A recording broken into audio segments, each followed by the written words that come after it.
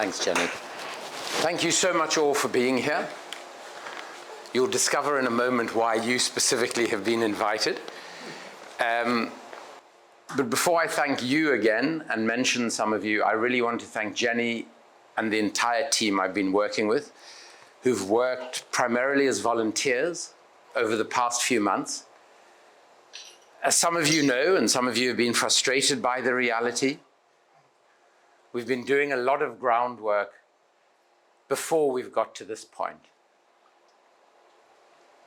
And that's because we want this to be a different campaign, a different way of doing politics, where it's not all about the candidate, but actually about the people of the constituency.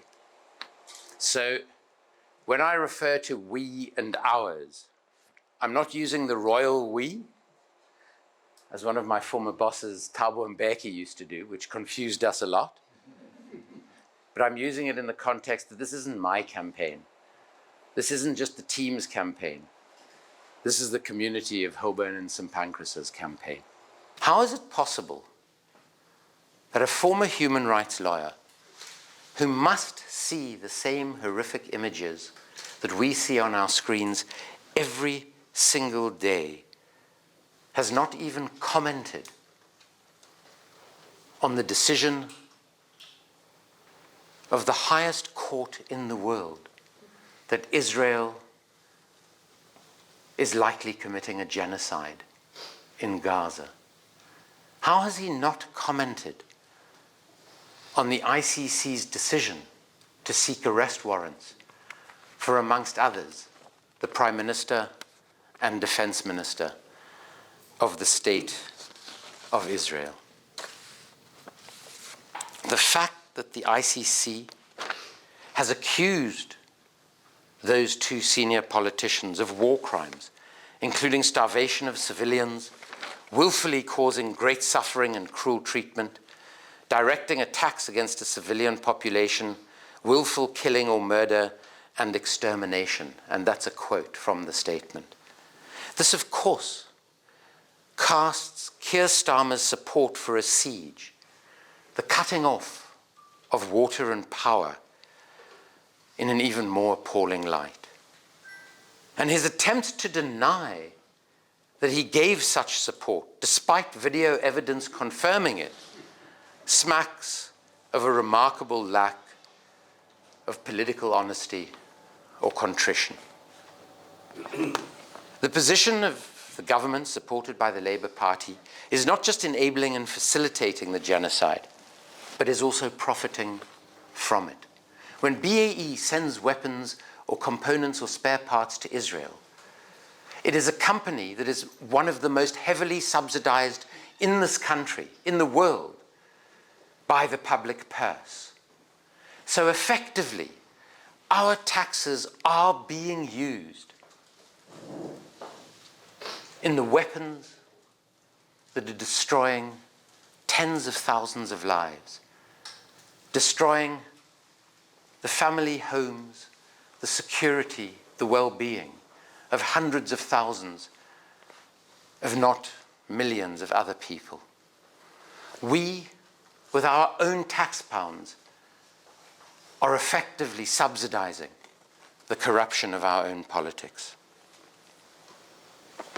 The Labour Party's appalling stance, and I'm almost done, on Gaza has fueled a concern enunciated most explicitly in a report by Martin Ford KC that ironically was commissioned by Keir Starmer, that he then tried to forget had ever been commissioned or written.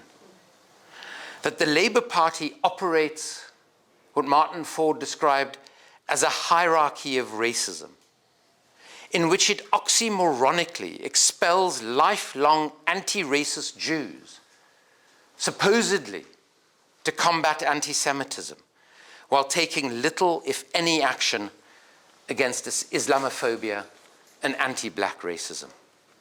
As Nelson Mandela once opined, you are either against all forms of racism and discrimination, or you are part of the racism problem. It is this authoritarianism which we have witnessed locally in Holborn and St Pancras and nationally, including the undemocratic selection processes that have dominated since Starmer's accession to the leadership, which is fostering real concerns about what a Starmer-led government will do in power. What seems clear to me is that not only will the disadvantaged be ignored, but our civil rights and civil liberties might even be further restricted than they are under the Tories in a failing attempt to quell opposition to their complicity in genocide. Finally, let me say, we urgently require a new politics, a people-centered politics focused on the many, not the super wealthy, a politics driven by integrity and honesty rather than by opportunism and mendacity, a politics in pursuit of greater justice and equality at home and abroad, and a more peaceful, environmentally sustainable, less corrupt Britain and planet. Thank you very much.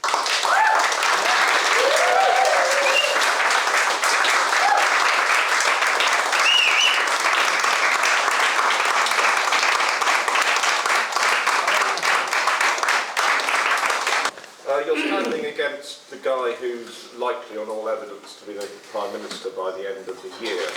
Are you worried that you're going to face particular dirty tricks in this constituency by standing against him?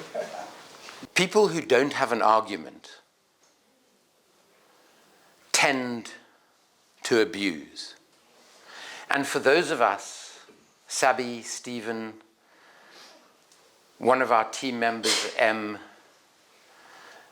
and other Jews, to be called things like a self-hating Jew. You know, I had in one instance, someone suggested my mother, because she survived the Holocaust, must have been a capo, and I'm now following in her footsteps. To be called an anti-Semitic Jew. People don't really understand the depth and depravity of what that sort of abuse does to people. You know, I'm incredibly proud of the fact that Jews have an extraordinary political history, despite the incredible suffering over 2,000 years. That so many Jews are lifelong anti-racists, lifelong freedom fighters. You know, when Nelson Mandela was on trial for treason, there were a number of white Jewish co-defendants. The prosecutor who wanted the death penalty for them all was also Jewish. The Jewish community, like any other, is a very broad, diverse community. And that's one of its extraordinary strengths. And you know, for people who claim to talk for the Jewish community, there is no such thing as one homogeneous Jewish community, and we all love that. So I hope that this campaign can be about the issues, about the politics, not about the individuals, and that we can let the people of Holborn and St Pancras listen to different perspectives, because that's what liberal representative democracy is supposed to be about.